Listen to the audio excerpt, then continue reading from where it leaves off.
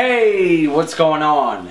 Now this week I'm reporting from a place that I call very near and dear to my heart, and this is my bedroom. Before we go any further, don't think it's weird that I have a camera in my bedroom right now. I assure you it's a one-time thing. But anyways, let's discuss sleep and the important factors on getting a quality night's sleep. Now you have to ask yourself, how often do you get a good night's sleep? I myself, not that much. I've always had a problem sleeping, and throughout the years I've done a ton of research to figure out the best ways to get a quality good night's sleep. Now there's a lot of negative effects to not getting a good night's sleep. As you know, the next morning you lack energy, you're tired, unmotivated, groggy. It's the worst feeling. And from a fitness point of view, it will decrease your leptin levels, which causes more hunger. At the same time, lack of sleep increases your cortisol levels, which equals more fat stores and less muscle tone. And third of all, no sleep affects your collagen levels, which means that you're going to end up getting more wrinkles with less sleep. And a research study that I recently read states that people who sleep less than 6 hours on average have a much lower life expectancy. Now that's some scary stuff. So right now I'm going to share my 5 sneaky sleep tactics. Now number 1, I'm no stranger to supplements. I believe in taking them every once in a while, especially ones that are all natural. Do not become dependent on them. Take them sparingly when you really need to. Now the 2 top sleep supplements that I take are 1, theanine, number 2, melatonin, which is right over here. Now melatonin is actually produced naturally in your brain in the pineal gland, and it helps regulate sleep. Another way to boost your natural melatonin levels is actually dimming a room, making it pitch black, covering your shades, doing whatever you have to do. Number 2, what really helps me is reading a boring text.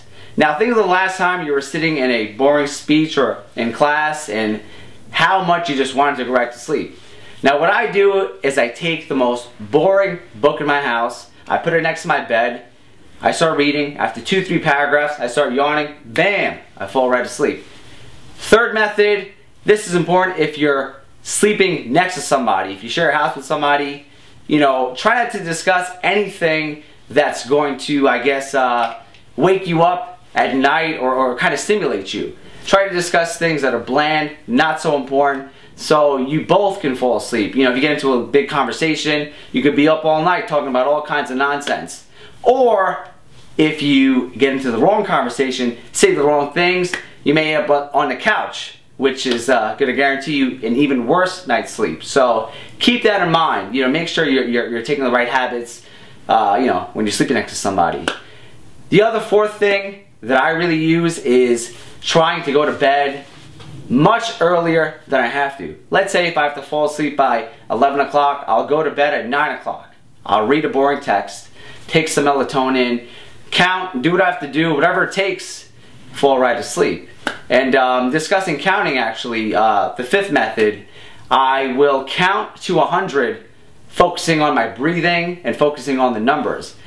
By doing that, it's kind of like a meditation. You're clearing your mind. You know, one of the biggest things with not sleeping is actually thinking about too much stuff, thinking about the next day, worrying about nonsense. So I will count each breath 0 to 100. Breathing in through my nose, out through my mouth, not thinking about anything else but counting and breathing. That totally clears my mind, and at the same time, it just not lets me think about anything else. By like 30, 40, boom, I'm fast asleep. And another method is actually exercising. You know, getting a good workout will guarantee you a good night's sleep. Especially one of my workouts. You know, I have a 1,000-calorie fat-burning full-body workout. I will guarantee you do this, you'll be zonked out the next day, waking up feeling like $1,000,000. Now, if you have any tips or comments or ways that will boost your own quality of sleep, I would love to learn. You know, I told you I'm a chronic insomniac, and any tip will help me. So if you do, be sure to send me an email or leave me a comment. Until next time, do it up, keep on kicking butt, and we will talk soon. Bye.